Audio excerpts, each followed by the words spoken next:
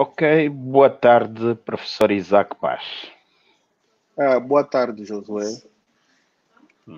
Tinha que aparecer com a camisola do Petro, né? É conforme eu digo às pessoas, eu tenho uma versão a grupos organizados, então eu só pertenço a um.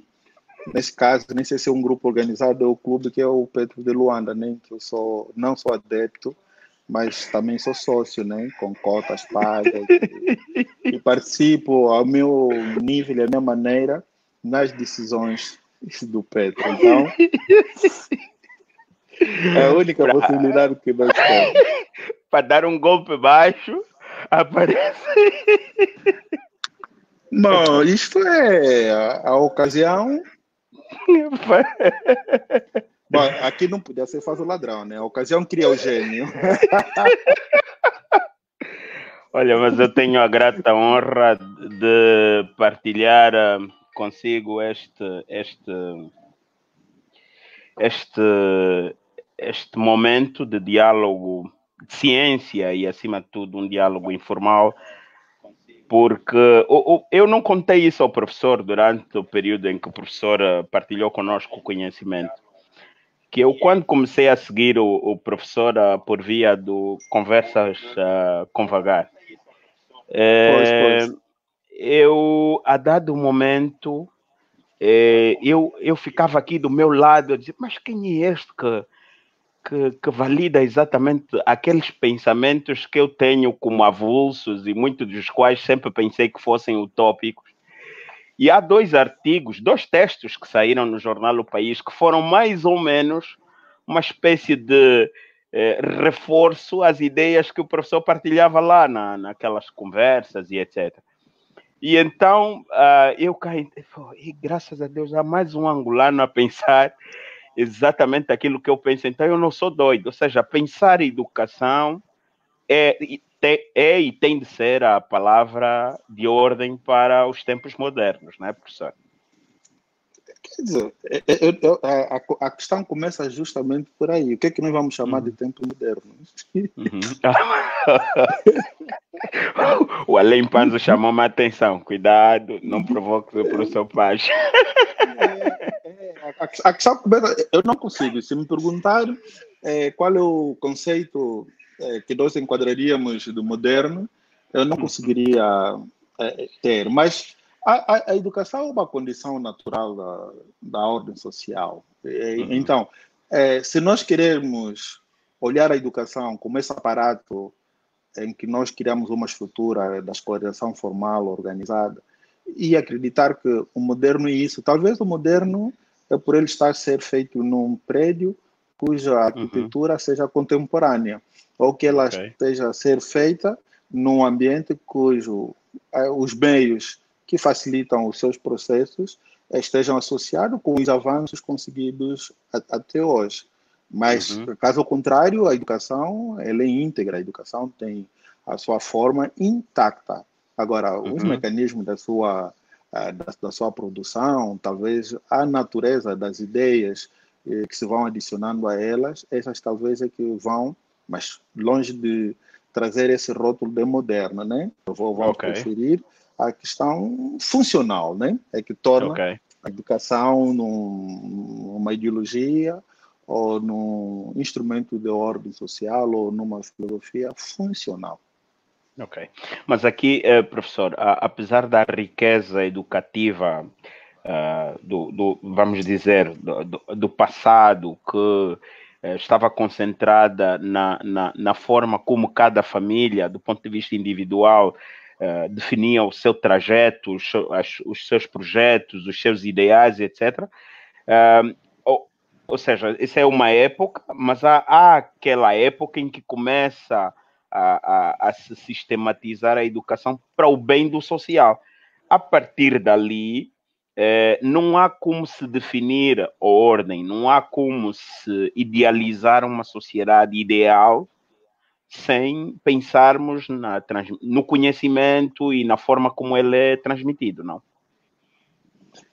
Primeiro, quando o Josué fala de passado, a que se refere? Sei lá, do homem do homem enquanto ser individual e antes da coletividade. Não sei lá. Para sim, mim, mas eu como sou cristão desde o Jardim do Éden, né?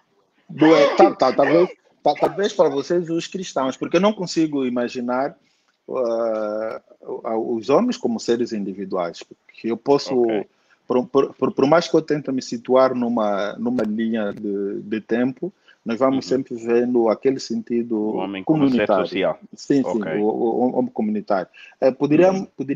Poderíamos não ter aquela estrutura da organização social Uhum. com normas e com esse desenho formal que nós temos no nosso dia, dadas as complexidades que as próprias relações criaram, mas Uhum. eu tenho sempre a primeira imagem das pessoas, não sou o homem, das pessoas, no Uhum. sentido de comunidade. Então, eu tenho enormes dificuldades. Bom, o Josué disse, talvez, por essa educação religiosa, essa perspectiva bíblica, que eu não sei se é felizmente para mim, talvez infelizmente para o Josué e para muitas pessoas que possam estar a acompanhar, que eu também já me demarquei dela, né? Uhum. Eu não diria que seja normal, taxativamente ateu, mas talvez esteja a fazer uma viagem para aí.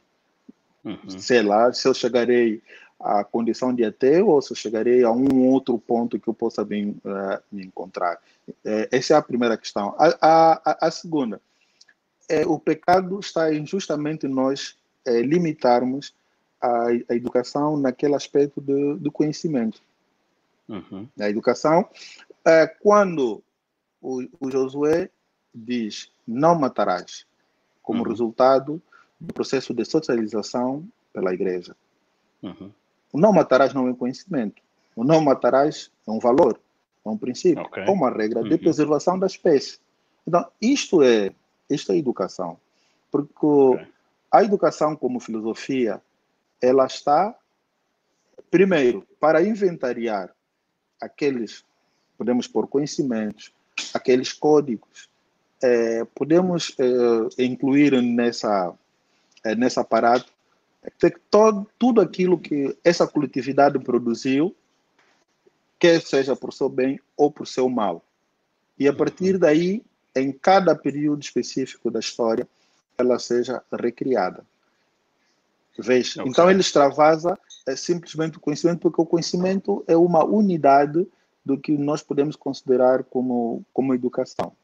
Porque Ok. então, esta é outra questão. A outra é o que nós vamos considerar como a educação em si como um processo. Então, quando nós estamos a falar de educação, o que é que nós queremos compreender? Nós queremos compreender educação como a ida e a graduação na escola, quando nós queremos compreender a educação como um processo de formação de uma consciência coletiva do comunitária. Então, Ok.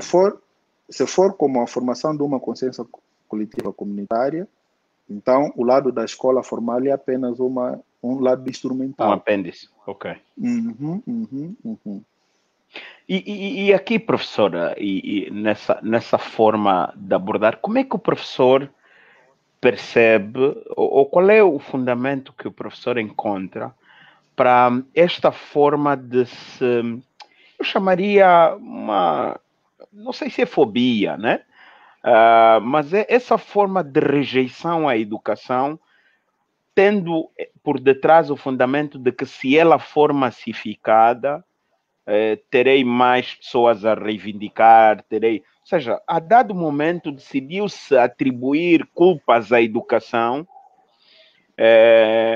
por causa da atitude de pessoas com comportamentos tiranos, se quisermos. Qual é o fundamento disso? Como é que uma pessoa chega a rejeitar a educação se ela é por si só um vetor necessário para a coletivização do pensamento? Não sei se esse termo existe.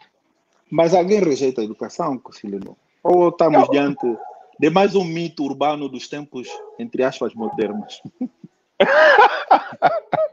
Como é que se explicaria chamar a isso um mito, professor, se aquilo que muitas teorias bem ou mal fundamentadas sugerem que a dado momento era importante que as pessoas não fossem educadas, não fossem, não diria.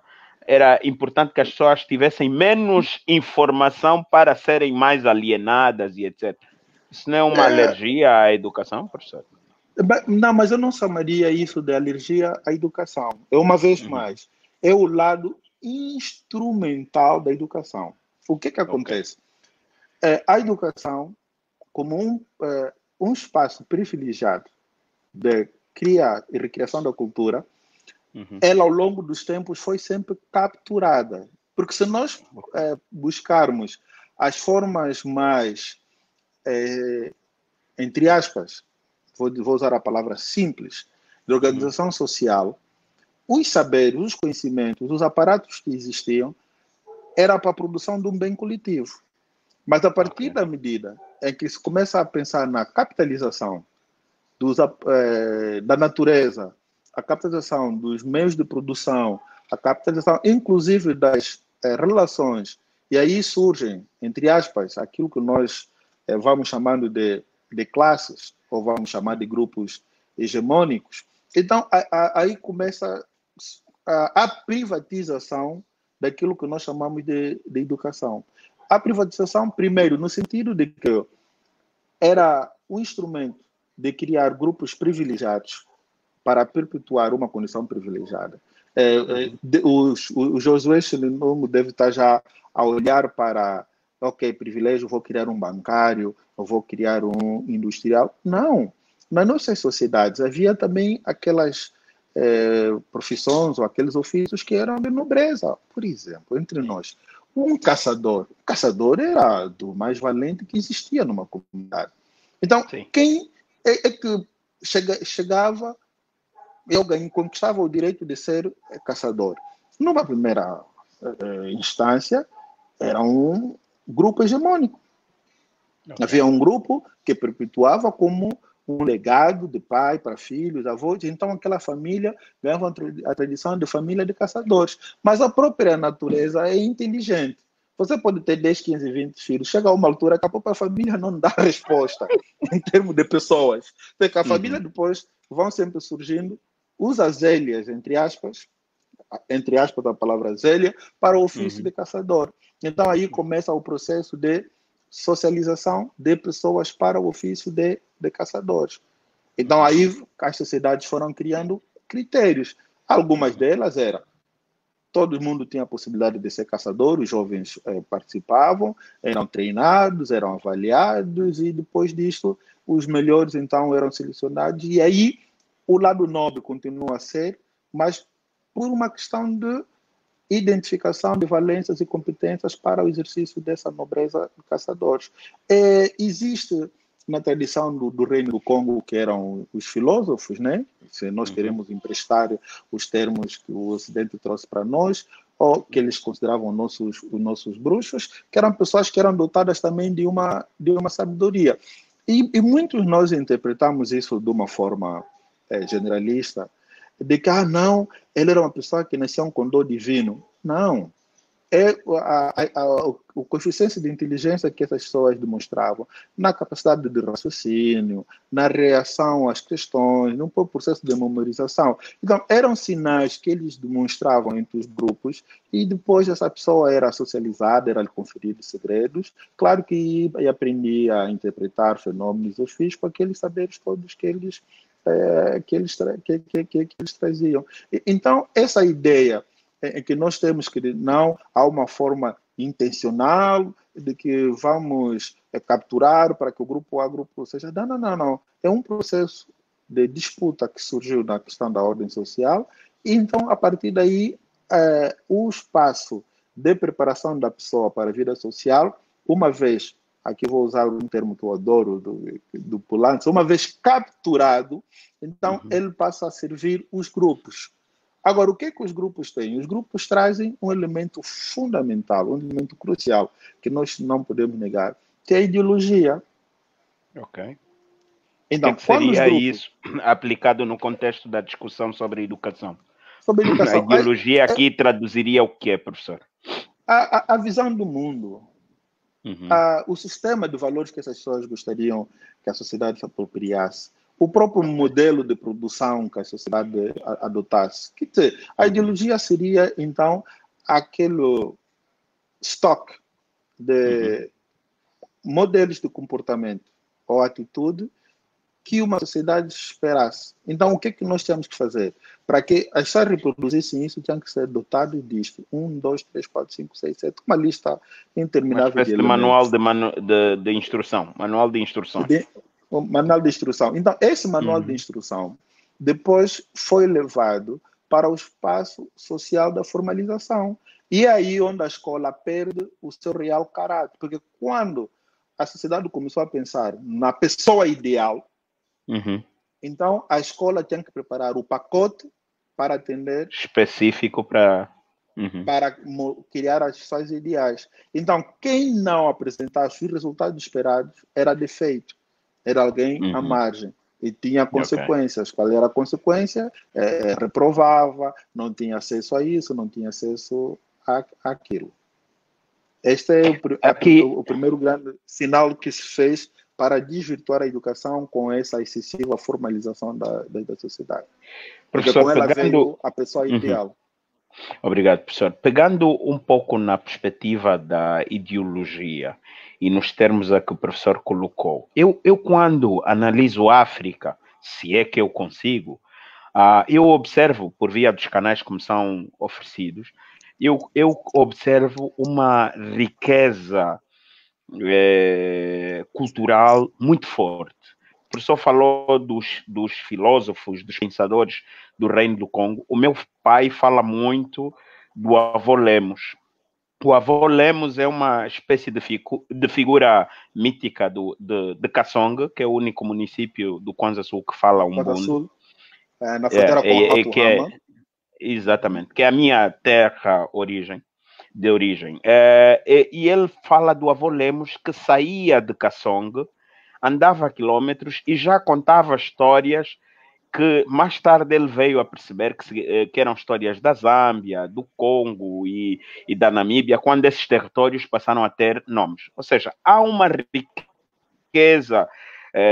O Kwanza Sul, por exemplo, tem uma zona onde se tira sal que é muito distante do mar. E os povos iam para lá buscar aquele sal, tinham uma forma de tratar e era assim que sobreviviam. Nós temos um conjunto de valores culturais que não se afirmaram por alienação desta instrumentalização da educação, imposta por aqueles que decidiram rotular os bons dos maus. Faltou ideologia para os nossos ancestrais aqui a nível da África para se impor. Faltou o quê? Qual é o entendimento do professor em relação a isso? Por que facilmente nós aceitamos o suposto Ocidente? Facilmente. Isso não foi um processo fácil. Isso não foi um processo fácil. Isso Não foi, não professor? foi um processo fácil. Quantos milhões de Levou 500 africanos anos, né? foram dizimados pelos árabes primeiro? Depois, quantos milhões foram dizimados pela colonização ocidental europeia? Então, só o facto deles terem partido para o Uhum. processo violento de subjugação, então já não vamos falar que foi um processo fácil.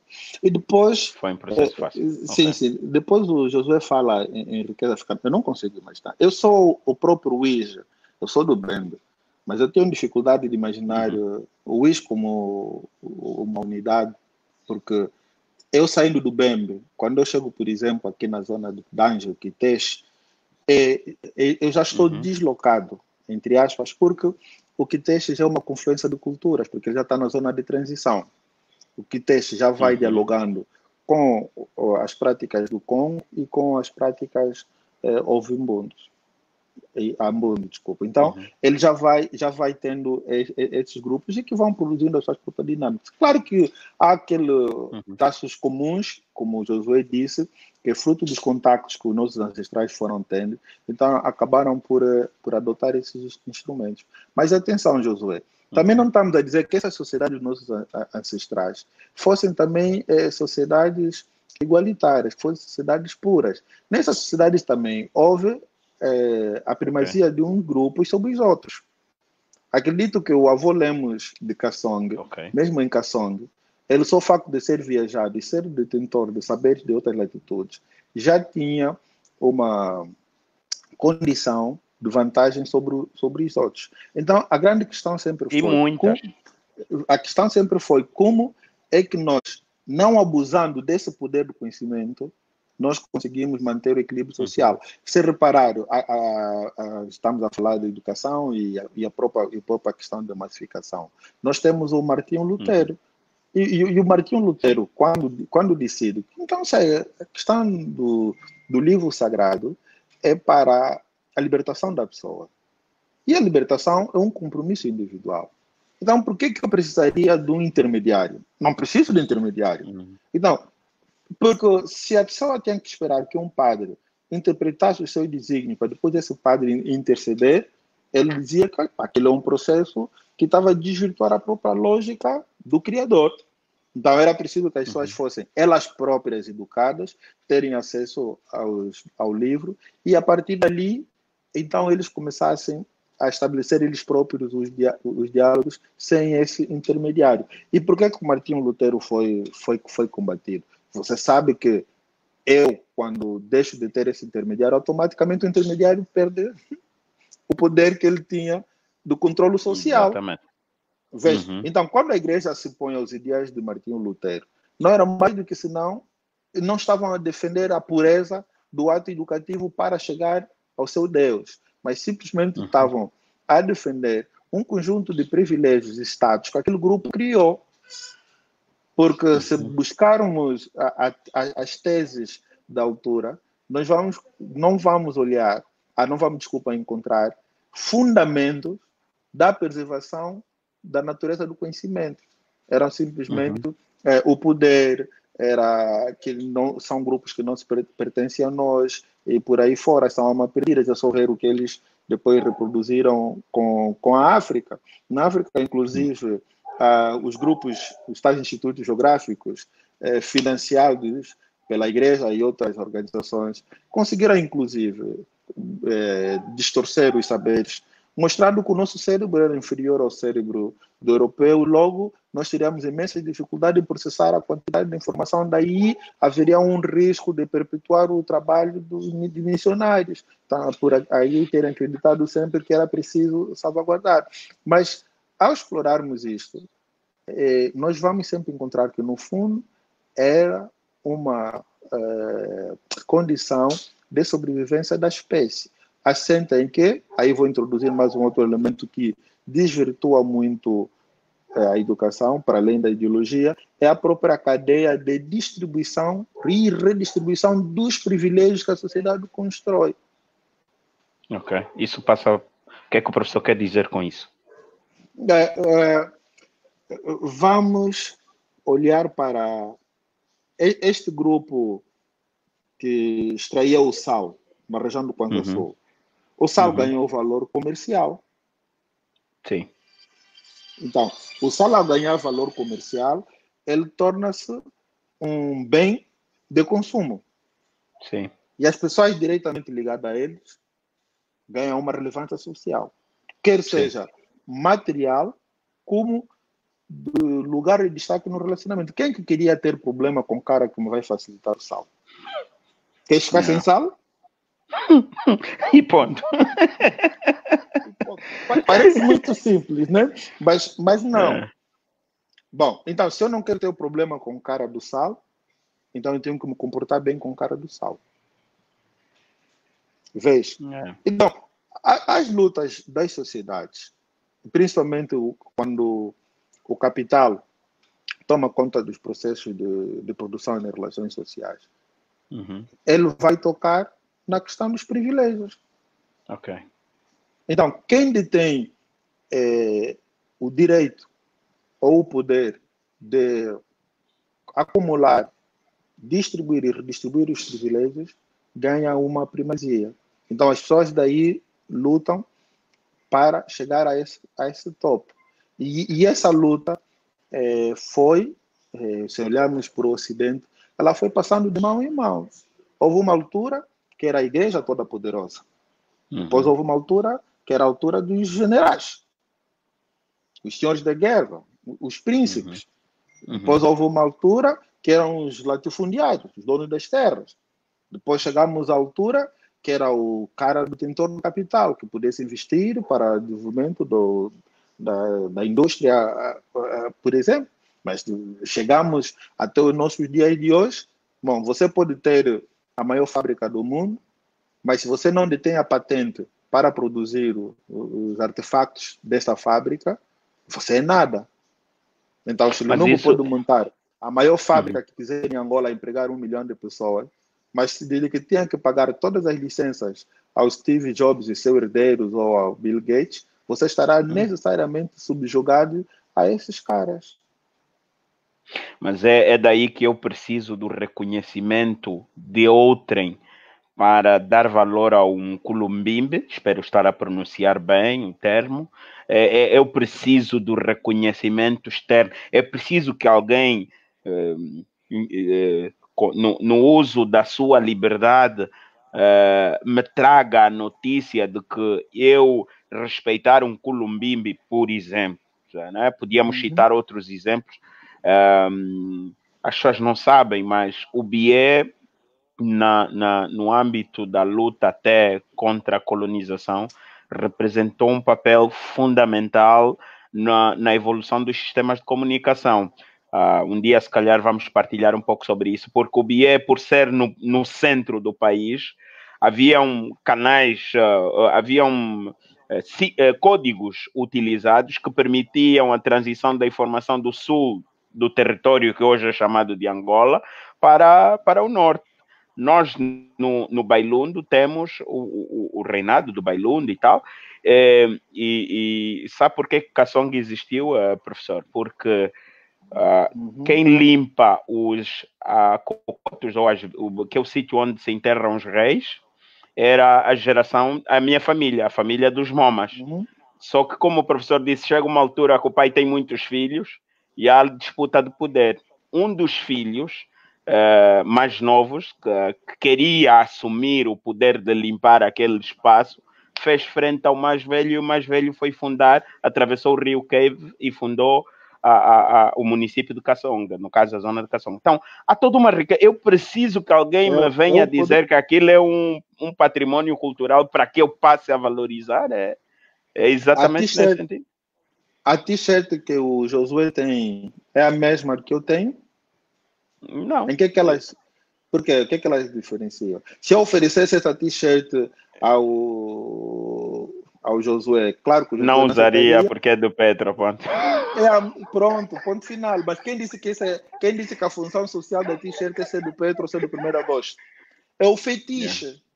É o valor social que as ideologias agregam aos instrumentos sociais. Porque a função primária e originária de uma t-shirt é uma peça de vestuário. Sim. E nós precisamos de uma peça de vestuário e tirem lá essa conversa. Agasalho, essa outra conversa aí de nudez, isso é para vocês, os puritanos cristãos. O nudismo não é problema, mano. O nudismo é problema de mentalidade das pessoas. Então, vamos lá esquecer que as pessoas vestem por causa do nudismo. Isso é outra questão que vamos discutir. Mas a questão é o agasalho, é a proteção do organismo. Porque as pessoas evoluíram até certo ponto para reconhecer que o agasalho é uma questão da proteção da própria pessoa, uma questão da saúde da pessoa.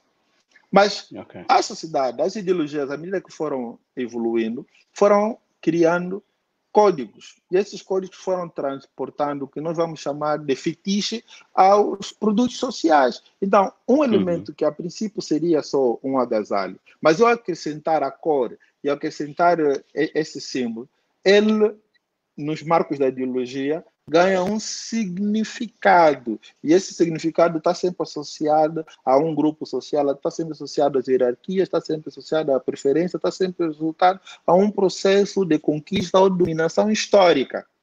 Então é daí que o Josué teria muita dificuldade em usar isto.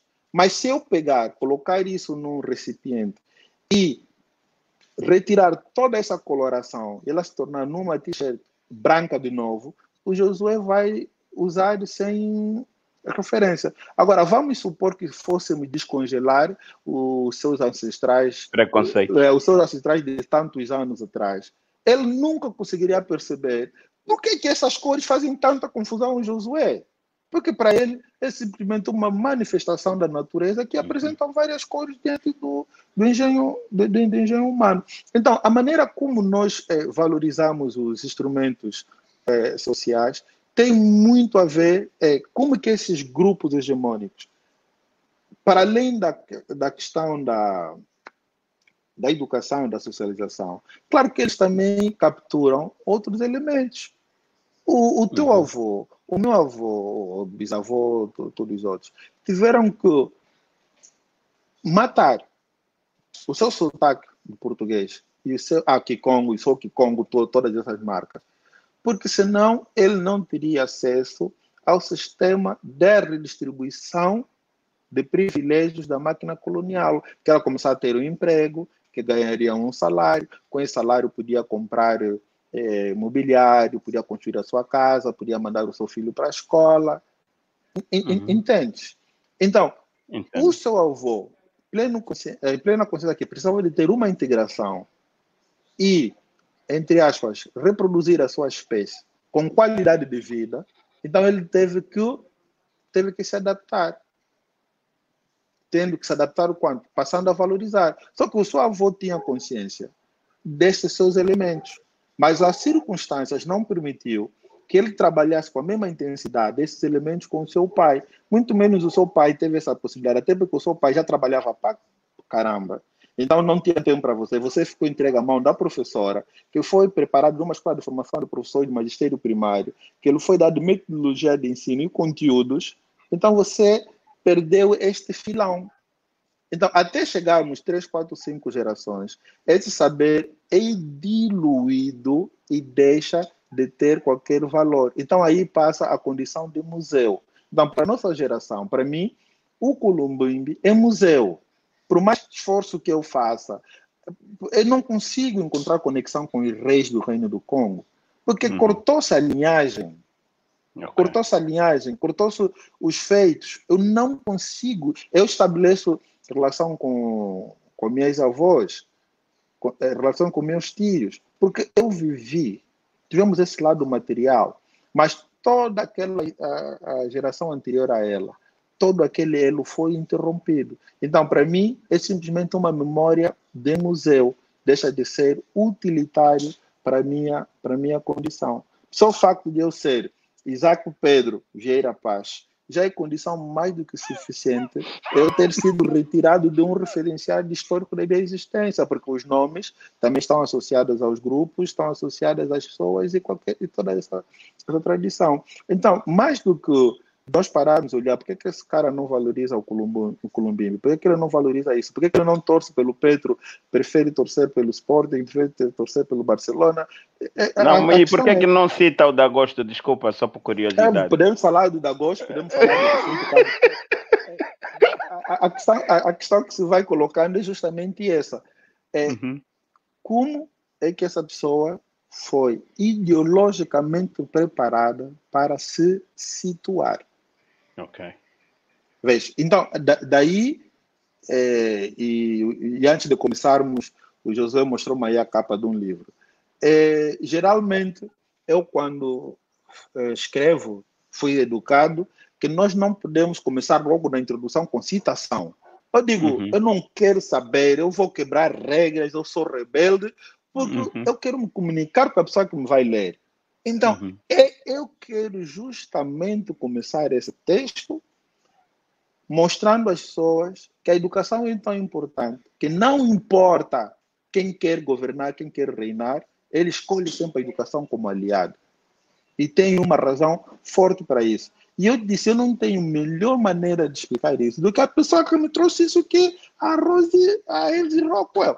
Então, imagino que isso foi escrito no contexto de uma tese de doutoramento. Com todas aquelas normas, eu parei, olhei e disse, bom, não sei fazer de outra maneira. Eu arrisco-me a ter uma nota baixa, mas isso é um ideal que eu tenho, e o cara que fez a norma de introdução não tem esses referenciais, problema dele. O meu orientador, claro que era uma pessoa inovadora. Uhum. Riu-se e disse, ok, cara, vamos enfrentar então o jurado. Disse, vamos à guerra, vamos à guerra. Então, porque a ideia era justamente essa. A questão que nós queremos colocar aí é por que as pessoas elegem a educação como grande aliado para os seus projetos políticos, sociais, seus projetos de dominação. Simples. É a ideologia. É como que você vai buscar a interpretação do mundo para tornar disponível às pessoas durante gerações e a partir dali torna essa maneira de se olhar para o mundo. Há pouco falamos do nudismo. Por que o nudismo é problema? Porque definiu-se uma ética. Exatamente. É ideológico, ponto final. Não é porque o nudismo seja um grande atentado à vida das pessoas, ao desenvolvimento das pessoas. E passou. Então, o que nós valorizamos tem muito, mas muito a ver a maneira como a sociedade se predispõe. E atenção, isso não é um processo que aconteceu de um dia para a noite. Nós falamos lá atrás de que quando nós pensamos na pessoa ideal, então nós também criamos o pensamento para essa pessoa ideal, o comportamento para essa pessoa ideal, as recompensas e as punições para essas pessoas ideais. Mas era preciso facilitarmos o processo de aprendizagem. E aí surge quem? Uma das vezes eu estava numa palestra e a pessoa olhou para mim e ficou super ofendida. Eu disse, daí que nós paramos e olhamos hoje para a didática, vamos perguntar se a didática vale alguma coisa. Se o Jean Moscomenes vale alguma coisa, e olharam para mim e disseram, mas professor, que blasfêmia. Eu disse, bom, a primeira vez também que eu ouvi que o Michael Jackson gostava de menininhos, achei uma blasfêmia, foi uma dor ver o meu ídolo na altura a ser acusado publicamente. Mas por que essa questão é levantada? Se nós precisávamos domar alguém, domesticar alguém, então nós temos que desenvolver instrumentos. Então a didática é um instrumento que veio facilitar para que não se desperdiçasse tempo e para se conferir, entre aspas, aquela garantia da qualidade ao processo de transformação das pessoas aos critérios que queriam. Então a didática é método, é como tirar o pacote ideológico preparado para a pessoa ideal, pôr na escola e passar para as pessoas. Professor, eu pensei um pouco nisso agora que tenho estado a acompanhar com os meus filhos as teleaulas. Há duas coisas que me ocorreram. No tempo em que eu fiz a Escola de Professores do Futuro, da ADPP, a parte mais difícil da formação eram as aulas simuladas. Porque uma coisa é a aula real, outra coisa é imaginar que tens crianças em sala de aulas, imaginar que elas vão concordar com o que tu dizes, da forma como tu dizes, etc. E os meus colegas a simularem crianças, né, a serem crianças, faziam perguntas de mais velho. Então era uma dor de cabeça terrível. A segunda coisa que eu pensei era o rigor do plano de aulas, né? Que era 5 minutos de motivação, X minutos de... E eu vejo muitos professores a cantarem e ele a cantar sozinho, eu digo, ele não é culpado. O problema é que alguém colocou a didática naquele quadrado e ai dele se sair. Por que ele precisa cantar enquanto está na tela-aula? Será que as crianças...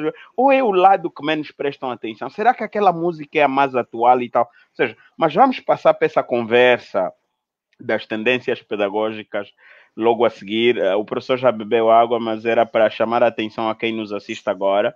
Estamos a fazer uma reflexão sobre educação num contexto dos efeitos sociais e econômicos do confinamento social. São diálogos em torno de uma pesquisa que está a ser trabalhada por pesquisadores do Centro de Estudos Jurídicos, Econômicos e Sociais da Universidade Agostinho Neto. E mais do que a aplicação do inquérito e de outras abordagens que estão a ser feitas, há também este lado dos diálogos com pessoas que tenha alguma informação para partilhar com a coletividade. E o professor Isaac Pacha é um deles, tirando a maldade da camisola do Petro, tudo o resto, eu digo assim, todos os homens têm um defeito, e o defeito do professor Pacha é ser do Petro. Provocação barata. Mas o professor Pacha é o autor do livro Políticas Educativas em Angola, ele falou da capa do livro, mas também é uma pessoa que tem estado a partilhar muito da sua experiência a nível dos aspectos educativos, né, com muita gente, e eu fui um dos privilegiados nesse sentido. Professor Pacho, voltando à nossa conversa, estava o professor a dizer que a didática acaba por instrumentalizar a educação. Ok, isso é uma verdade.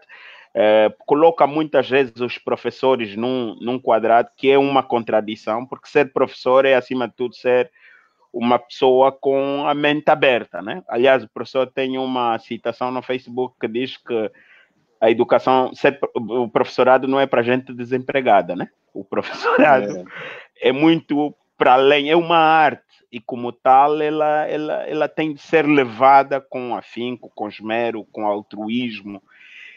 Como é que o professor olha para esse lado da educação instrumentalizada hoje? Como é que o professor avalia a forma como nós, olhando mais para esse lado da educação formal, da forma como se está a partilhar conhecimento, como é que o professor contextualiza este momento que está a ser vivido agora? Qual momento? Digo assim, da educação. A educação hoje. Sim, eu gosto de perguntar porque eu gosto de ter certeza. Às vezes o teu momento pode não ser o meu, né? Mas eu estou a falar, não é tanto da Covid, mas é a educação hoje. Como é que ela está a ser observada? O professor pode aplicá-lo no contexto do nosso país ou do mundo. Mas como é que o professor observa? Porque quando o Josué fala de educação, daí a minha questão, pô, você lê já Mãos com Menos, meu. Tudo começa por aí, né?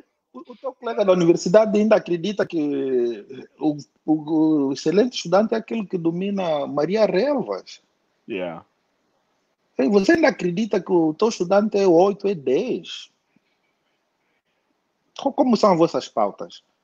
É o que eu digo sempre às pessoas, vamos desafiar todas as universidades, todas as escolas do primeiro nível, segundo, terceiro, ensino primário, e vamos olhar para o portfólio, o ficheiro de estudantes, se nós seríamos capazes de encontrar uma avaliação qualitativa em que os professores ou a escola produzisse uma narrativa descritiva de um estudante em que nós olhamos e pudéssemos dizer, ok, este estudante tem isso, domina isso, pensa dessa maneira, aquilo que a gente vê nos filmes que os serviços secretos fazem para traçar o perfil da pessoa. Ainda ontem eu estava a ver um filme com as minhas filhas, Os Anjos de Charlie, em que na primeira parte do filme a menina leva uma valente surra do bandido e depois no fim ela bate o bandido. Claro, e o realizador foi muito inteligente. O realizador foi muito inteligente porque a questão que sempre nos colocamos é tão estúpido alguém que na primeira luta apanha tanto do bandido de verdade para depois no fim vence. Mas esse realizador foi inteligente porque a menina no meio da briga disse, olha, fique descansado, que o meu ódio por ter era tanto, eu passei esse tempo todo a estudar como você luta, e eu sei que você só tem 7 golpes. Olha, esse é o primeiro golpe, o segundo, vez. Então, acho que esse realizador navega muito nas redes sociais, eu leio muita crítica de cinema, então ele conseguiu dar essa resposta. Então, para nós estamos a ver o filme, a principal razão da menina ter vencido aquele bandido tão perigoso e valente é o fato dela ter estudado como que ele luta, os golpes, qual é a mão que luta com mais frequência, o movimento, é o que nós hoje os desportistas, futebolistas chamam de scouting. Entende? Então, pô, qual é o scouting que temos hoje nas nossas escolas, no nosso sistema de educação? Você tem scouting? Você tem scouting nos clubes de futebol. Para contratar um jogador, você tem um scouting. A escola que quer vender o jogador tem um scouting. A média de pontos, a resistência, a capacidade muscular. E nós hoje, ou nós o que é que nós temos feito? Isso não é de hoje. Isto é um processo que nós, na nossa inocência, adotamos como um instrumento ideal. Hoje, qual é o principal instrumento que nós temos? É a prova. Ok, é um bom elemento para pôr as pessoas a trabalhar, para criar compromisso, dentro do ideal. Mas será que o modelo de operacionalização da prova Prova alguma coisa? Participa nesse processo? Yeah. Não. E por que não participa desse processo? Então, Não como que um havendo esse professor... scouting, significa o que é? Que nós não podemos exigir da sociedade aquilo que não demos. Será que a sociedade está isenta disto? Porque é a própria sociedade que cria pressão. Hoje o grande elemento de medição da sociedade é as crianças chegam à universidade e não sabem ler nem escrever. Peraí. É a criança que não sabe ler nem escrever ou a escola e a sociedade em si não ensinou as crianças a ler e a escrever? Porque lá na igreja católica ou na igreja protestante, ninguém aceita que um catequista vai e torna-se catequista sem dominar a doutrina e uma série de preceitos que a igreja vai. Porque a igreja quer um trabalho perfeito. E independentemente das provas que a catequese pode fazer, é como que essa criança iniciada na igreja participa dos diferentes rituais em função da idade e dos momentos da própria igreja, para que ele viva a imagem e semelhança. Claro, a igreja também, como tem um pouquinho de dogmas, e como as crianças hoje não vivem num casulo, então daí muitos deles, à medida que vão crescendo, vão tendo a visão do mundo, vivem conflitos.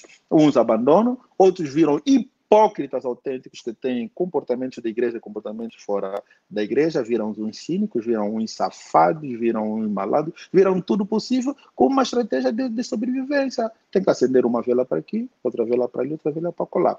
Então, o grande desafio da escola justamente hoje é isto. O que é a escola hoje? Qual é a missão original da escola e como que a escola deve expurgar todas aqueles grupos ideológicos que foram criando uma agenda para a escola. Eu cresci, e muitas das pessoas podem estar a ver isso e vão me chamar já de maluco, né? Me chamar já de normal. Ainda bem, ainda bem. É normal, maluco, beleza. Mas eu cresci ouvindo com muito orgulho sobre as escolas de artes e ofícios em Angola que eram no tempo colonial. Sim. E há pessoas que hoje batem o peito, enchem o peito, porque tem essa escola de artes e ofícios, ué. Mas o que as escolas de artes e ofícios representavam no período colonial? Acabado o processo da escravidão, precisava de continuar a manter a mão de obra. Por que eu preciso da mão de obra? Porque os meus processos de produção sofisticaram. Se eu antes só plantava café, eu agora tenho que fabricar mobiliário para vender para a metrópole. Então, tem que adestrar o cara que vai fazer este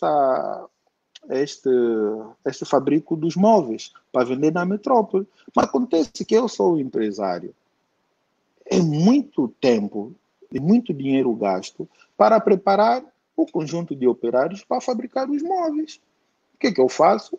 Viro-me para o cara da educação, vamos vender o discurso que as pessoas, quando saírem da escola, têm que ser úteis para a sociedade.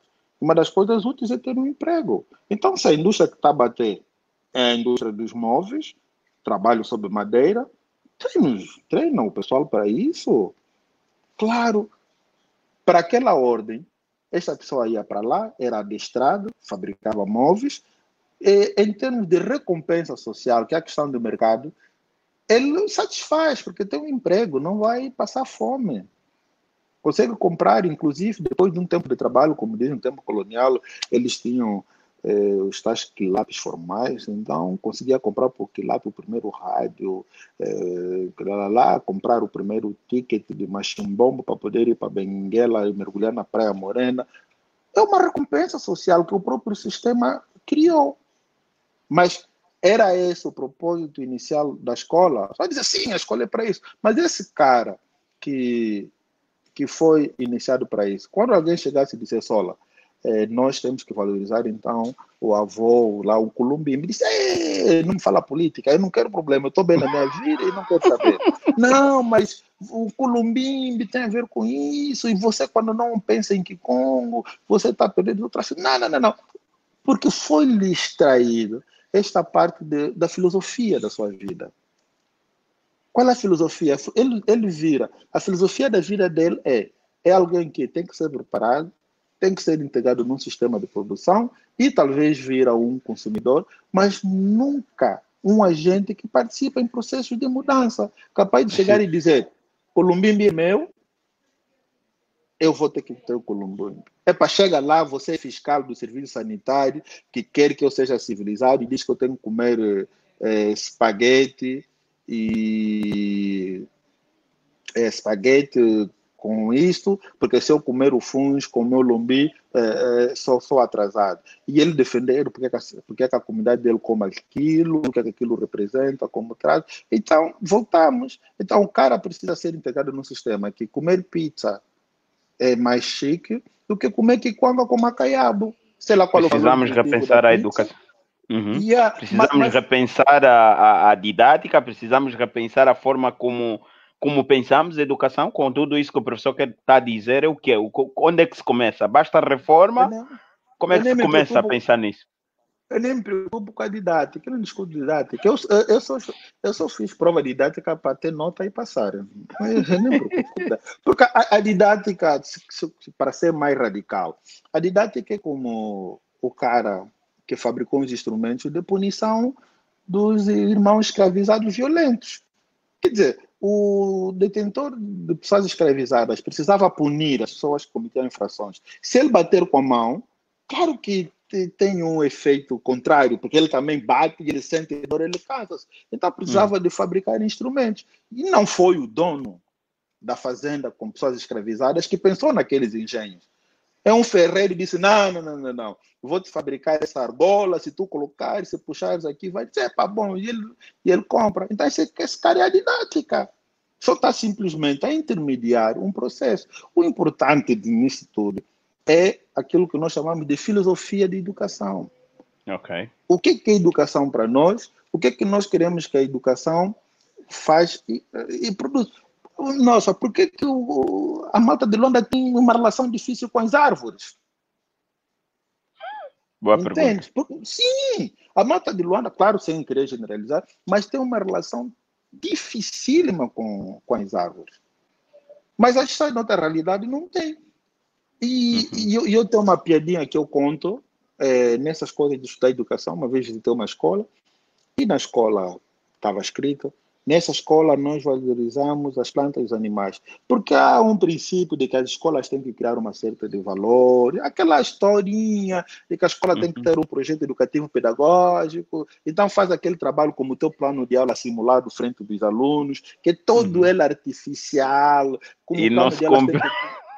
Sim, como o plano de aula tem que ter os problemas antecipados. Acho que aquela parte da antecipação como esta matéria tem antecedentes. Nas aulas que nós trabalhamos, os estudantes apresentaram dificuldades tais, que podem condicionar os... Então, isto são os problemas antecipados, mas é fruto de um histórico de relação de trabalho com os estudantes. Mas no seu plano de aula você tinha que pôr, porque se não metesse, o professor ia valorizar que você não meteu. Então, aquilo era artificial, simplesmente para agradar o fiscal. Então, essa escola vai, e aí eu fiz um trabalho com meus estudantes, fomos para lá, e a pergunta é: tudo bem, está escrito na parede, mas a escola é seca. A escola não tem jardim, a escola não tem árvore. E as poucas árvores que existem, as pessoas fazem xixi nas árvores. Xixi é para matar a árvore. Mas os alunos não ouvem. Diretor, mas eu disse: tá bom, diretor, também se quiser fazer jardim, então não tira porque não tens água. E ele pôs a rir. Eu disse: tudo bem, mas o senhor não tem água, mas o senhor alguma vez já pegou os estudantes e saírem daqui, não precisam ir longe, vão aqui para o Cacoaco, vão aqui para Viana, para Quicus, escolham um espaço. Então, todo aquele trabalho de contato com catalogação das árvores, das espécies, criar canteiro, tal, vocês não têm. Eu, quando estudei no ISO, o meu professor tinha vindo do Congo. Nós tínhamos a cadeira de Educação Manual e Politécnica, quarta classe. Esse professor veio com um preparo tal de professor, Então nós temos a nossa horta, mas a nossa horta não é para produzir para as pessoas comerem. É onde nós trabalhávamos a germinação, o cuidado, a adubagem, era um saber real. Mas eu Aquilo que. quando eu penso escola, professor, eu penso assim, também um pouco influenciado pelo tipo de formação que tive. Como eu disse, eu fiz a Sim, escola de professores do a futuro. DPP, sim, Yeah. sim. E nós tínhamos professores, vou contar uma piada ao professor, que é o meu colega, o Magalhães, foi para dar aulas práticas lá no Quimamuenho. Será que o Magalhães está a ouvir? Ele deve estar a ouvir.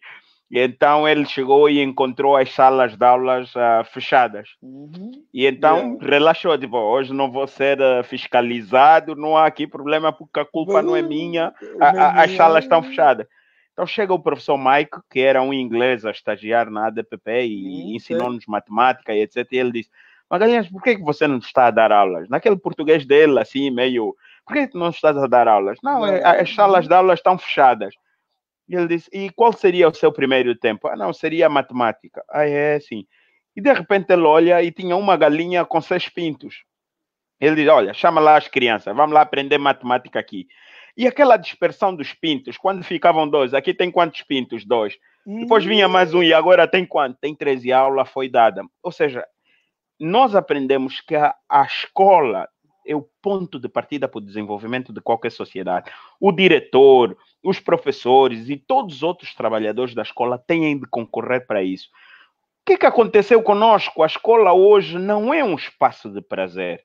É só um problema do currículo? É só um problema dos conteúdos? Ou é também um problema do reconhecimento do espaço escolar como um espaço, eu vou usar esse termo, sagrado? Eu Não. vou arriscar esse, com um Sagrado, ralhete né? que vou receber de Sua Excelência, mas eu abusando da palavra. Olha, pode usar a palavra sagrada. Há tempos atrás, eu usei a palavra fé. E Uhum. disse, mas tão normal de até eu estar a usar fé. Disse, eu não tenho culpa se a igreja capturou a pureza das palavras produzidas pela comunidade e transformou em símbolo da sua ação de dominação. Então, o sagrado é uma palavra pura na sua essência, que não tem nada a ver com a apropriação e o aproveitamento que os religiosos fizeram dela. Com todo o respeito aí aos religiosos. Então, use sagrado, use fiel, use a fé, use qualquer outro termo na sua pureza. Desde que não tenta passar uma ideologia com ela. Mas a questão da escolha é justamente isso. Isso é um debate que se faz hoje. E conforme nas conversas que fomos tendo com Josué, e hoje eu digo às pessoas que eu fui preparado para ser professor no INEGA Neto. E quando eu fui preparado para ser professor, a minha primeira preocupação é por que os professores não fazem? Então, tinha que estudar didática para melhorar o ensino. Quando eu concluí a licenciatura, o meu trabalho no fim do curso, a equação era: os professores têm dificuldade de fazer, mas por que têm dificuldade de fazer? É isso, é isso. Então, lá peguei a cartilha, como preparar uma aula, como preparar os instrumentos, preparei uma entrevista, observei umas aulas, olhei para os arquivos e vi que os professores tinham consciência de tudo isso, mas não havia satisfação no trabalho. Então, disse, bom, continuei a ler, a estudar, disse, não, só pode ser como que a escola se prepara. Falou aí dos gestores, a consciência dos gestores, a visão, lá, lá, lá, lá. Então, fui estudar gestão de educação, tal. Mas depois disse, isso não é problema da escola, talvez é um problema sistêmico. Então, vou estudar política de educação para compreender a questão do sistema político e chegar à conclusão, entre aspas, porque nunca há conclusão nessa desgraça, o que é o sistema político? Não é o partido governante e não é o parlamento. O sistema político são as nossas relações. Então, a questão da escola é o resultado das nossas relações, do que é que nós queremos que a escola produza para nós. Uma vez mais, a questão da filosofia. O que é que nós gostaríamos? Agora, o grande problema que a escola sofre, continua a sofrer até hoje, é nós acreditarmos sempre que a escola é uma caixa que tem que ser preenchida com um modelo tipo de ideologia, porque nós temos um sonho de sociedade. Mas quem disse que eu, Isaac Paz, tenho que andar com o diabo do meu cabelo penteado? Olha, Ele já disse eu isso. disse ontem que iria perguntar ao professor qual é a técnica, né? Porque como barbearia não é uma atividade essencial, aprendi a pentear o cabelo, né? O cabelo. Então, para não parecer feio, tem que ter o pente aqui, tá vendo? Ok. A instrumentalização. Yeah, mas por que que você tem que pentear o teu cabelo? Yeah. Oh, Por quê? Porque é um pra, conceito que a sociedade criou. Eu uma vez yeah. entrei num debate tremendo com um grupo de pessoas que dizia que as crianças têm que rapar a cabeça. Fala sério! Você tem um sol que faz em Luanda, você descarrega uma pilha de energia solar sobre a cabeça das crianças. Você tem noção do que é isso? Ah, não, mesmo eu, no meu tempo, na tropa, lá, lá, lá. Eu disse, você sabe quando é que a tropa começou a rapar o cabelo? Você já leu a história do corte do cabelo da tropa de Napoleão? Caramba, ele não queria piolhos, não queria percevejo, aquelas peixes todas que a tropa apanhava, porque ficavam meses e meses sem poder tomar banho, sem questões de higiene e distante das localidades para fazer guerra. Então, por uma questão de manter a saúde e a prontidão da sua tropa, tinha que evitar todos aqueles elementos, por isso, como qualquer um deles era o cabelo, que criava um piolo, acomodava percevejo. Você entende porque o cara rapava o cabelo? E olha só o que representa não ter cabelo para uma criança em África. É doloroso. É um efeito que vem logo para. Mas a questão agora que se coloca é. E eu depois vou sempre para as pessoas, tá bom. Mas por que a criança tem que cortar o cabelo? Diz-me só. Por que isso é funcional? O que isso contribui para a identidade? O que isso contribui para o bem-estar, para o desenvolvimento da criança? O que isso atrapalha também? Ah, não. Nós pensamos, claro, para vocês os cristãos é rápido. A Bíblia diz, ai, maldito o livro sagrado dos outros. Mas pronto, lá vocês ainda se refugiam na Bíblia. Quem nem sequer tem a Bíblia para se refugiar? Bendita a pessoa que acredita em alguma coisa. Então, se você ainda se refugiar na Bíblia, bom, posso não concordar, mas pelo menos tens alguma crença. Mas aqui nem isso sequer tem. Então, voltamos sempre do mesmo ponto. A escola só padece de um problema. É a sociedade acreditar que um lugar é a fábrica das pessoas ideais. E é por isso também que em Angola, quando aumenta o índice de acidentes na estrada, vamos ensinar código de estrada na escola. Mas quem está errado são os mais velhos, que passaram por uma escola. Entende? Corrupção, agora está na moda PGR, corrupção na escola. Fala sério. Fala sério. Quantas crianças têm processo na PGR? Quantas crianças têm processo na PGR? Não, podemos fazer a pergunta de forma inversa, professor. Quantos mais velhos que estudaram com Maria Relvas, que tiveram quarta classe, que já foram assimilados, passaram por os que são doutores, estudaram lá fora, são os mais insensíveis e os que mais mergulham no que é alheio? Né?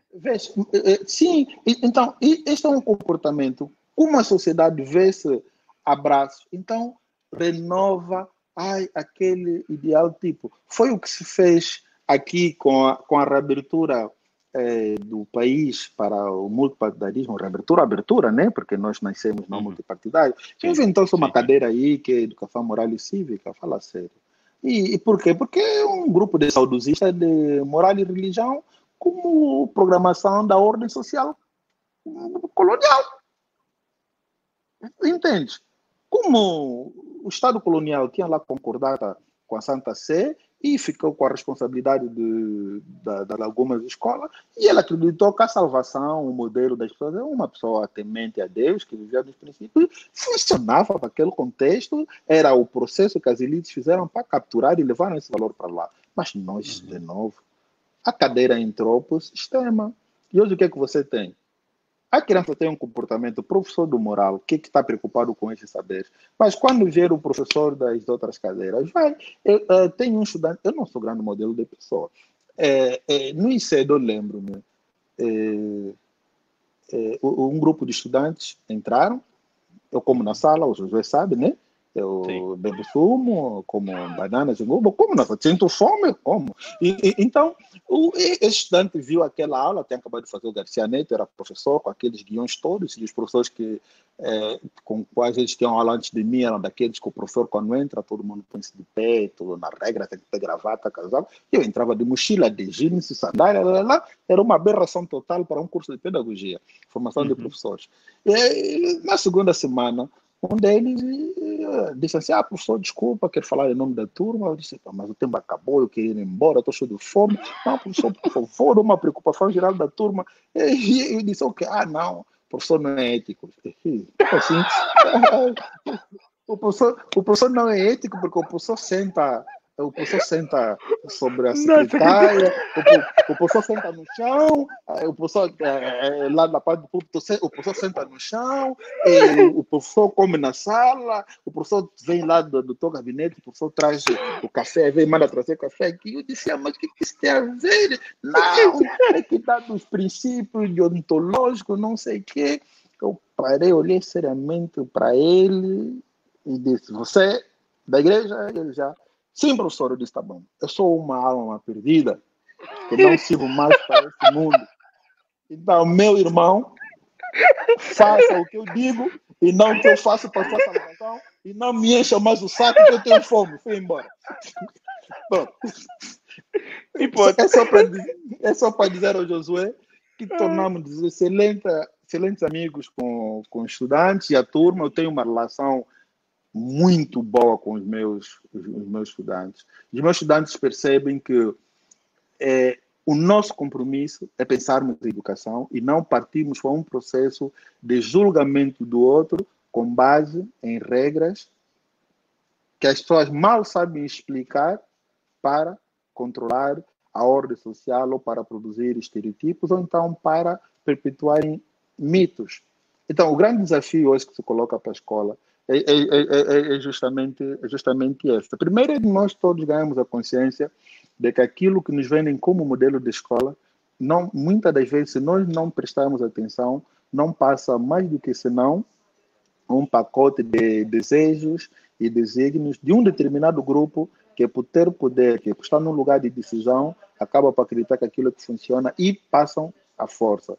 E segundo, é pararmos e ver até que ponto aquilo que nós reclamamos que nos falta como sociedade para regular as relações sociais, e agora a Covid está nos dando um exemplo tremendo, não uma forma também de pensar o que é que a escola de hoje tem que fazer para preparar as pessoas para a vida útil. Para a vida útil. E a vida útil. E essa seria exatamente a minha uma das últimas questões, né, professor? Mas pode terminar o pensamento. Mas temos mais alguns minutos. Pode falar, professor. Tenha bondade. Pois. Para a questão da vida, da vida útil. Porque nós, se pensarmos, olhamos para os Estados Unidos, é o tal mundo civilizado. Não é isso? Primeiro mundo. Dizem. Se olharmos para o Japão, não é tão primeiro mundo como os Estados Unidos. Nós olhamos, e vamos olhar para a Europa, para o Kosovo também. Na altura, quando se deu o furacão Katrina, eu era estudante em Boston e acompanhei com comoção, porque eu tinha amizades nesta localidade, porque eu estive lá em algumas ações de trabalho, fiz boas amizades, visitei escolas, fui como embaixador, trabalhei em algumas escolas, trabalhei com estudantes, então criei um afeto tremendo com aquela região, até porque é uma região, Louisiana, maioritariamente habitada por negros, sabem? Foi uma colônia francesa, e então o processo de desapropriação e inserção não foi tão intensa. Então você encontra aquelas práticas comunitárias que nós temos cá, criança sentada na rua, conversar, contar história, aquele bolo caseiro, comida, Deus albergou uma série de imigrantes vindo do Caribe. Então tinha essa afeição. Então para mim, eu ficava grudado assim na TV, na mídia, e queria saber o que estava se passando em Katrina. Mas o espanto era, não importa qual grupo fosse, assaltaram lojas, invadiram armazéns com programa de assistência, porque não conseguiam ter aquela disciplina, aquela ordem social para poderem beneficiar daquelas ajudas. Coincidentemente, naquele período, não sei se foi no mesmo ano ou não, houve um tsunami que devastou o Japão. Uhum. Nossa, japonês ordeiro. Na fila. Uhum. Tem 200 pessoas, tem arroz para 80, mas ninguém entra em pânico. Yeah. Um amigo disse, até a chorar são disciplinados. São disciplinados. É uma disciplina tremenda. E, na altura, eu fazia com um dos meus professores, pediu-nos para acompanhar o Japão, porque nós tínhamos estudado o modelo de educação do Japão. E chamou-me também a atenção o não pânico das crianças, o não pânico das crianças no momento da catástrofe. Sabe por quê? Porque eles, o Japão, tendo consciência que essas calamidades são frequentes e os estragos que o país viveu em termos de massa humana ao longo da história, então criaram rotinas inteligentes da sua sociedade para lidarem com isso. Então, é comum a criança do Japão ser treinada e consciencializada desde mais tenra idade, nem que passem 20 anos sem tsunami, como se comportar em momentos de crise, que pode ser calamidade natural, pode ser tal. E estamos a falar do Japão, você está a falar que é uma sociedade super organizada, tudo o resto. Nós também, nessa altura, estudamos um exemplo do tsunami na Indonésia, aqueles países, acho que foi o tsunami de 2004. E nós vimos que no Sri Lanka, houve um número elevado de mortes, principalmente entre turistas, mas houve uma tribo que ficou intacta. Mas essa tribo, eles também passeiam com as pessoas, eles vão, mas esse grupo ficou intacto. E houve os antropólogos, a malta foi estudar e queria saber qual é a estratégia para além de morar na montanha, mas na altura do tsunami alguns estavam embaixo, e por que foi? Uma das respostas que chamou a atenção e que nós tomamos como provável sucesso desse grupo, dizia que há um saber milenar naquela comunidade que diz, quando a água do mar for embora, procura o lugar mais alto da ilha. Ok. Está a entender? Então, o que aconteceu? A primeira manifestação daquele tsunami, como aquilo tem lá os efeitos que os geógrafos físicos explicam melhor, parece que ele primeiro, a água vai. Sim. vai e revela a praia, a terra, tudo isso. Para o turista ocidental, era uma beleza natural. Foram com as máquinas, inclusive quem estava distante correu para fotografar, para testemunhar o fenômeno. Mas para aquela tribo educada de que quando a água for, procura o lugar mais alto, porque é uma manifestação violenta de punição dos deuses, porque alguém cometeu um erro, correram, procuraram prédios, esplanadas, os lugares mais altos da ilha. E, ao fim do dia, o atrasado indígena do Sri Lanka não morreu. O engenheiro que estudou em Harvard, que tem milhões de dólares, foi levado pela corrente da água porque não conseguiu. Mas ele é culpado? Não, porque a escola não prepara para isso saber, porque a história mata a linha de tempo. Então, depois de um determinado tempo, nós não queremos saber dessas questões, porque até criamos um sistema de alerta sísmico que vai tocar a sirene, que nos vai avisar que haverá tsunami. Sim. Sei lá, falou à toa, né? Mas sabe, professor, nesse falar à toa, o professor fez-me recordar que num desses tsunamis, eu também estava fora de Angola, em Bahamas, e então o Ministério das Relações Exteriores ficou completamente preocupado com os turistas. Sabe como é que eu saí de lá? Os filhos, os menininhos, filhinhos de rico, queriam vivenciar um grande momento emocional. Nunca tinham vivido grande adrenalina. Fretaram aviões, foram para lá e são esses aviões que tiraram de lá os turistas.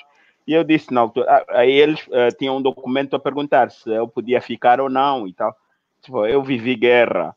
vivi 55 dias no AMBO sentado, vivi fome. Eu não Seu preciso de quê? adrenalina. Tudo que eu quero é sair daqui, né? Então, às Isso não é vezes, tem. adrenalina, isso é sofrimento humano. Isso é sofrimento humano, não é um momento de adrenalina. Estás a ver a insensibilidade? Que você nem É, sequer consegue desenvolver compaixão com o outro. yeah, Tempo, para esse yeah, grupo que quer adrenalina, eu tenho muito mais respeito para um outro grupo que anda pelas Américas e ajuda aqueles povos a construir habitações com baixo custo. exatamente. Yeah, yeah, Entende? yeah, Então, yeah. vê a diferença de pessoas vindas da mesma sociedade. Como que um acha engraçado, acha adrenalina do O sofrimento sofrimento do dos outro, outros. Yeah. quando o outro mobiliza-se para ajudar o outro a vencer a dor, que são aqueles programas daqueles jovens, muitos deles também filhos de riquinhos e por aí fora, que andam pelas Américas Latinas e no Caribe a construir o programa de apoio de construção de residência para as pessoas É. empobrecidas. As pessoas Olhando para a empobrecidas. nossa realidade, professor, e eu falo isso com alguma dor, porque percebo que, não sei, e permita-me aqui a ingenuidade, se quisermos, se é por falta de informação, não sei se é por pura alienação, mas nós continuamos a ver muita gente a buscar caminhos curtos e tortuosos para alcançar sucesso. Não será aqui também que temos que olhar para esta transformação da educação no sentido de fazer das pessoas, preparar as pessoas para a vida útil com urgência? Ou seja, não é urgente pensar assim, porque epá, é muita. Por exemplo, agora estamos a gastar tempo com os 600 do Dr. Mufinda. Tipo, mas o cara sai de casa, abandona a família, dá a cara para uma pandemia que todos nós estamos com o rabo preso, escondidos em nossas casas, mas ele vai. E tu desprezas essa qualidade humana porque estás preocupado, porque ele disse 600. Quer dizer, essa forma, permita-me o termo, patética de observar a vida, tem estado a degradar as nossas sociedades. Não seria bom olharmos para esse projeto, para essa filosofia de educação com urgência que se lhe merece? E, Ou eu estou e, a e, é, delirar também? Estou já não, aqui a ficar não, contaminado pelas suas maluquices, meu professor. não fica descansado. Sim, isso também isso é contagioso. Mas fique descansado. Nós Sim. temos dificuldade. A SA não consegue entender por que o doutor diz 600, por que o meu primo Luiz diz biologia. E essas são Yeah. tão. As pessoas mesmo, patéticas nas suas atitudes, quando ele acha chique, o americano que diz carro, Uhum. bater. Yeah. Ele acha aquilo fenomenal, ele acha que aquilo Yeah. é muito bom. Quando ele imita o brasileiro, não, a gente, ele fala português, mas diz, não, gente, aquele ti. Nossa, ué, pronto, eu fiz formação de professores e eu estudei um pouquinho de linguística. Eu tinha que ensinar as pessoas a falar em inglês. Uhum. E as pessoas tinham que produzir os sons na perfeição. Então, eu estudei fonética e fonologia, estudei o processo de produção de sons. O meu estudante que não consegue dizer something, eu tenho que dizer não, este é um som interdental, se meteres a língua entre os dentes, produz. Em algumas circunstâncias funciona, mas o trato vocal, ele também cresce com as pessoas. O Uhum. organismo também torna-se um organismo adulto. Então, da mesma maneira que nós temos dificuldades na dança a executar alguns passos, porque o nosso mapa mental já não obedece, também acontece com o trato vocal. Então, a maneira como as pessoas são treinadas, ou por uma dificuldade qualquer adquirida, acaba por influenciar como nós produzimos. Eu tive uma experiência viva de Uhum. um grupo meu de estudantes. Havia um que não conseguia dizer yes, ele dizia Uhum. yes. Uhum. Yeah. Eu fiz tudo, mas o Aldo, um cubano, yes, yes, yes, yes, yes. Mas um dia desses eu estou a ler e estamos a fazer a linguística comparada e vejo justamente o exemplo de como que os falantes do espanhol, o castelhano, eles fazem a realização fonológica daquele som que tchê.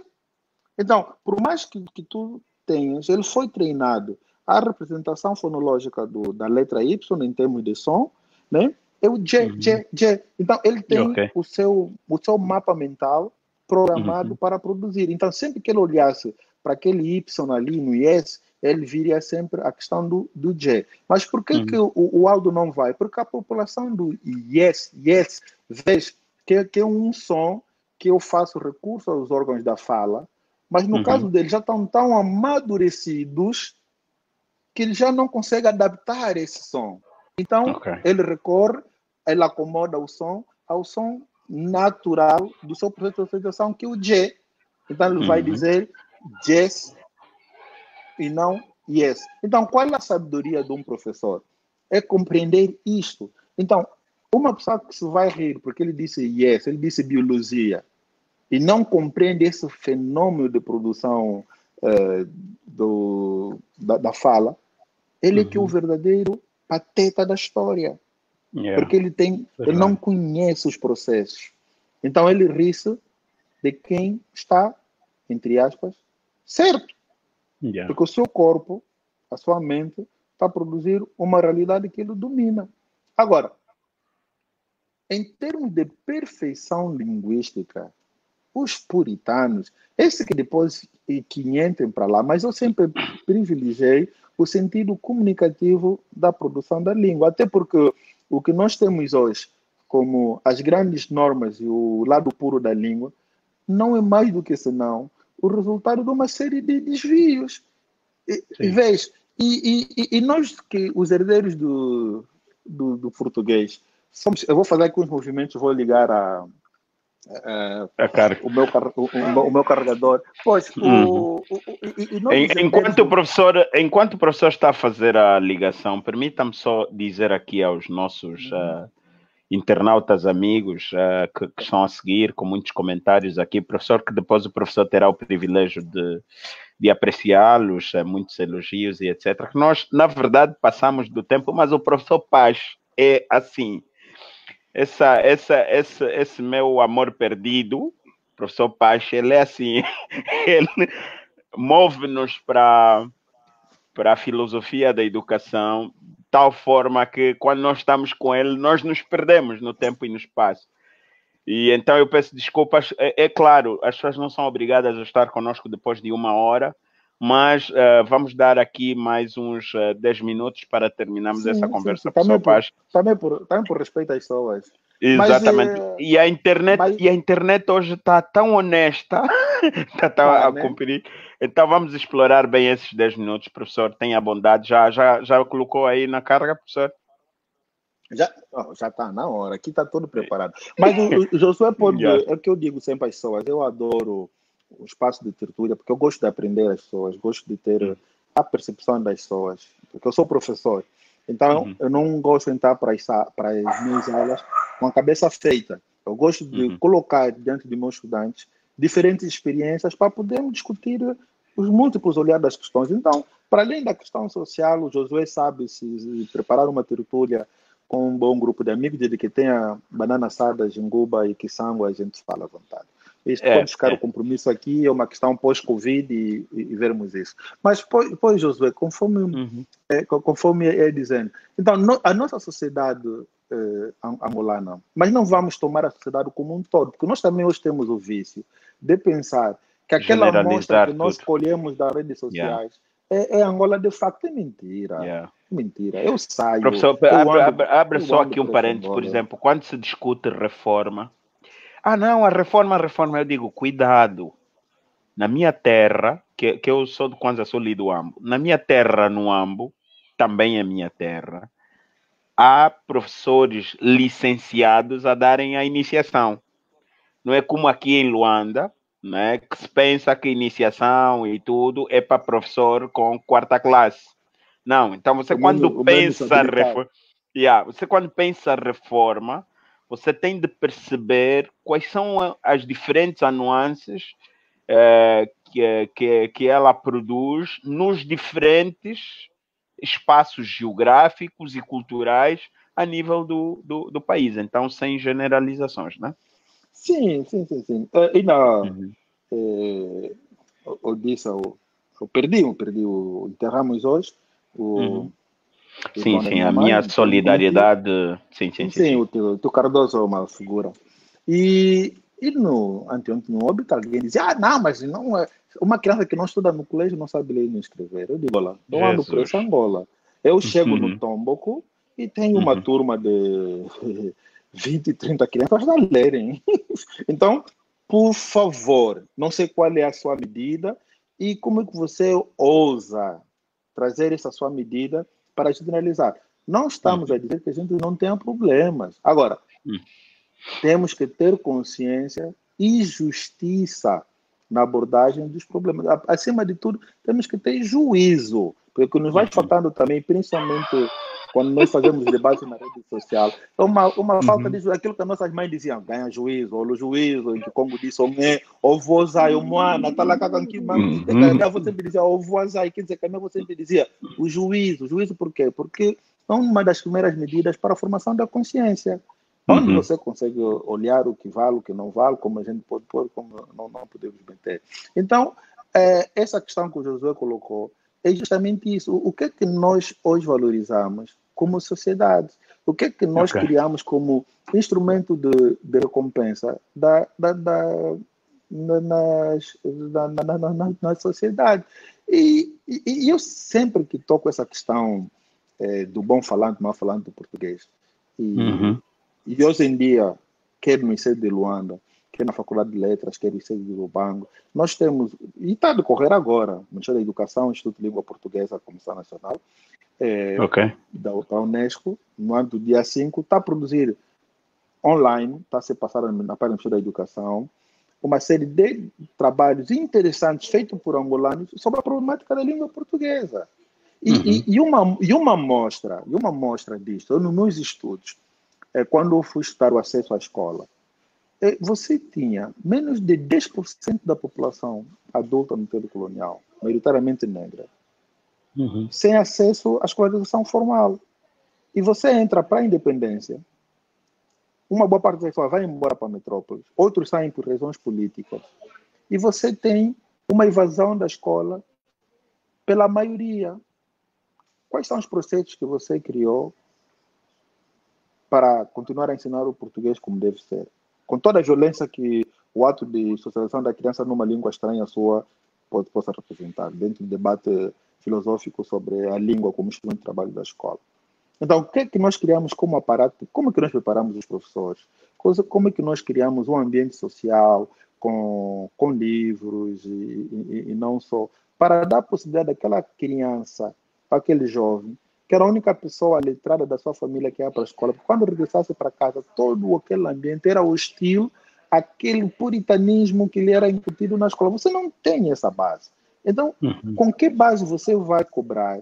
Eu aprendi a dizer prato de alumínio quando eu fui estudar a sexta classe, porque a minha comunidade dizia prato de armínio, que é uma corruptela do alumínio que os meus avós todos pegaram.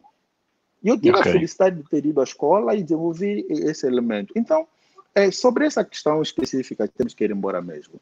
Eu olhar hoje para o que é que nós valorizamos como comunidade, quais Uhum. são nossos sistemas de recompensas, a quem é que nós damos os prêmios, os símbolos, os méritos de reconhecimento social em Angola? Quem é que nós temos como figura que as pessoas valorizam?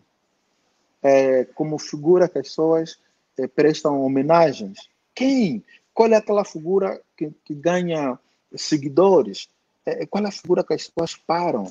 Eu vivi em sociedades alheias.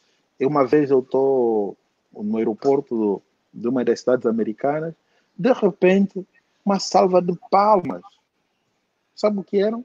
Eram Uhum. militares, jovens militares, que tinham acabado de desembarcar. A cidade americana reconhece. Outra vez estou na fila do banco, e lá todo mundo mobilizou, se passou, não sabia o que tem que passar. Estava um veterano da guerra do Vietnã, com todas as medalhas. Então o banco tem que dar o atendimento personalizado. Como não é uma regra escrita do banco, mas é o reconhecimento, O o mérito. reconhecimento do mérito.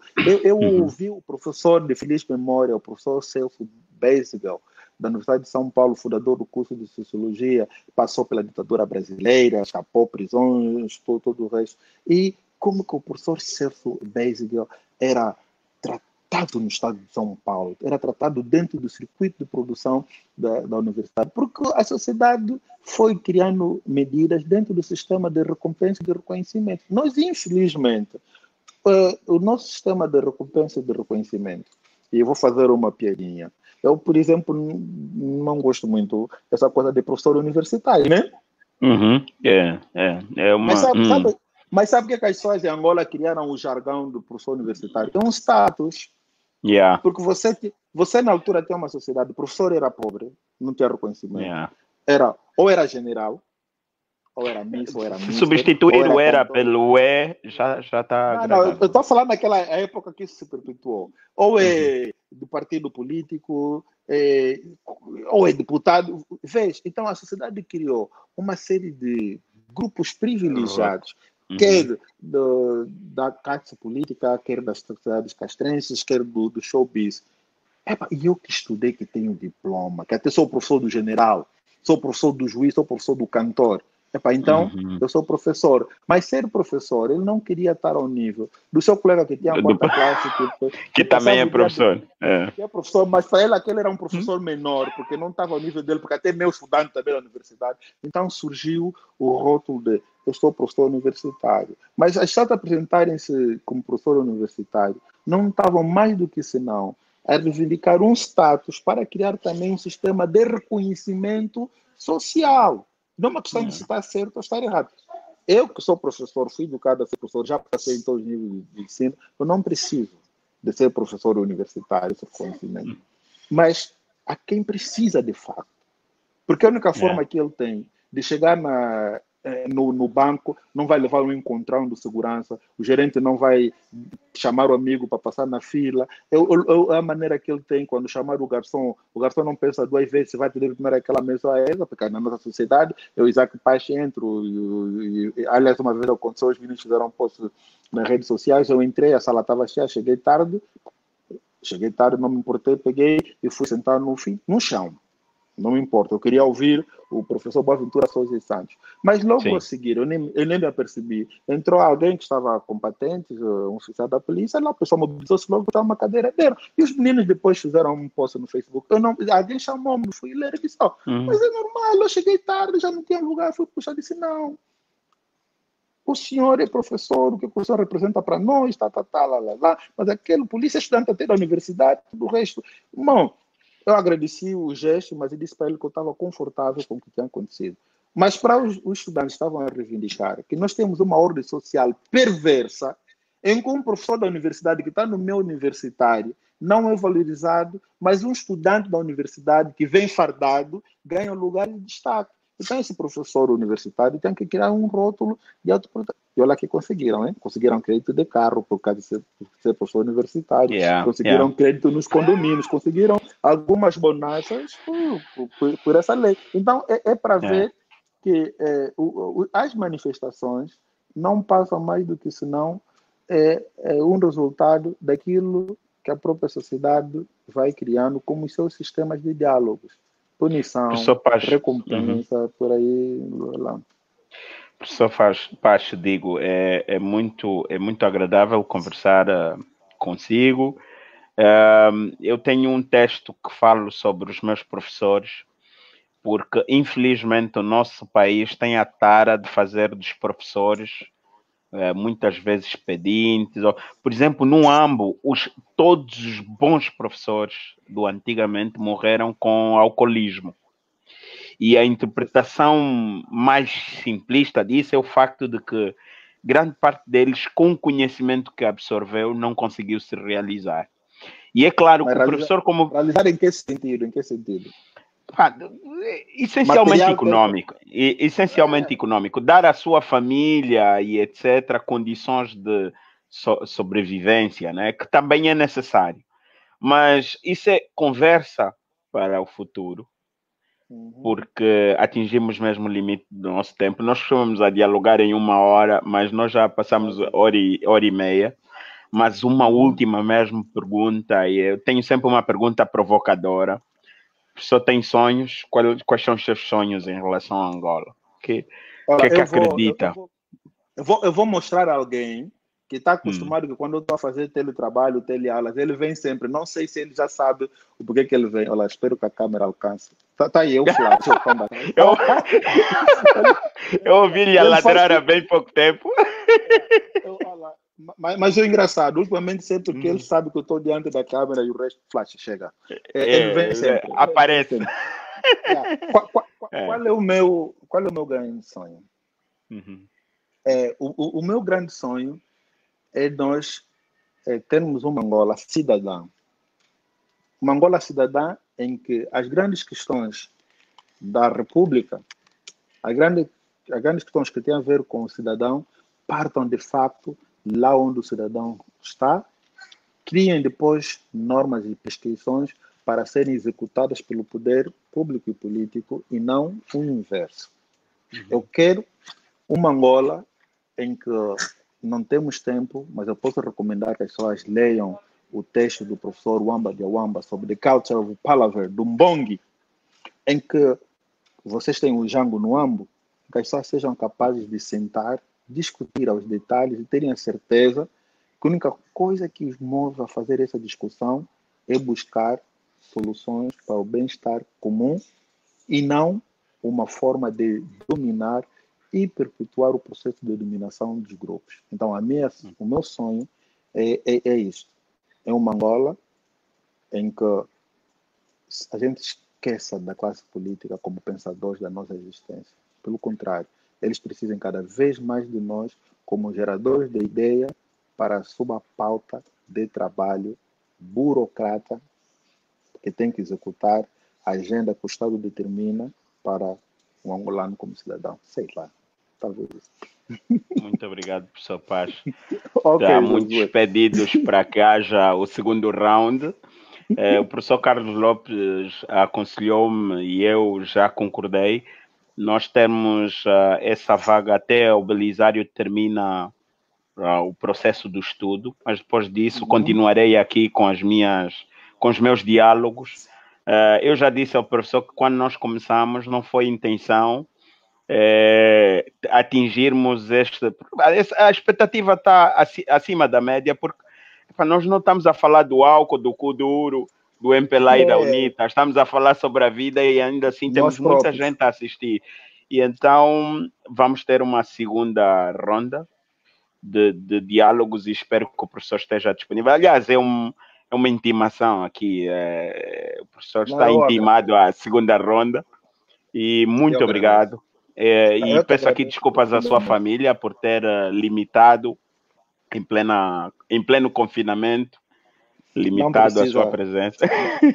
Não precisa, a minha família está acostumada e a minha família sabe que perderam uma grande parte, uns 70%, 80% do membro deles para atender às necessidades do bem-estar comum. E eu agradeço, e principalmente aos professores Carlos Lopes e Otávio Serra Vandoni, são pessoas que eu considero, nunca estive tete-a-tete com o professor Carlos Lopes, mas acredito que um dia desses teremos mais. Acompanho o trabalho e reconheço aqui publicamente o enorme trabalho que eles têm feito para o autoconhecimento sobre nós mesmos.